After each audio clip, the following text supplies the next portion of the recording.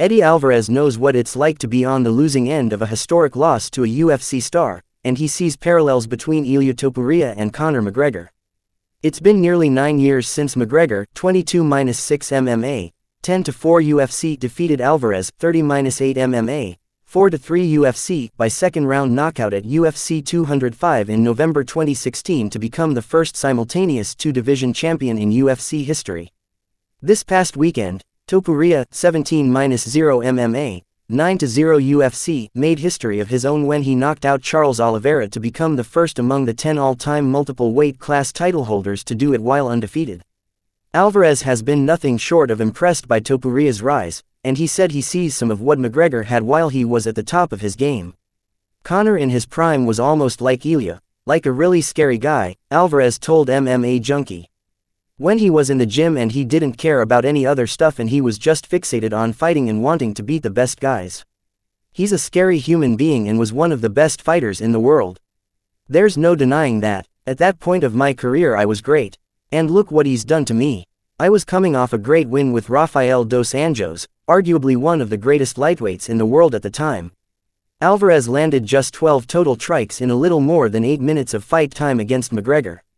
He went unsuccessful on 3 takedown attempts, which is also the number of times he was knocked down by the Notorious. It was Alvarez's intention to show up that night at Madison Square Garden and thwart McGregor's bid at history. It didn't happen, and now he can be honest that everything from the preparation to the in-cage execution. Hindsight is a two-way street in a sport like MMA, though. It can lead to delusion and despair, or in the case of Alvarez, additional clarity and humility. I probably would have boxed more in the lead-up, Alvarez said. I did a lot of boxing for the Justin Gaethje fight. I did a lot of boxing and it was one of my best performances when I did a lot of boxing with just pro boxers. I got out of the MMA gym and went down to Philly and got with pro boxers. My eyes were the best, my reactions were the best, my timing, my punch volume.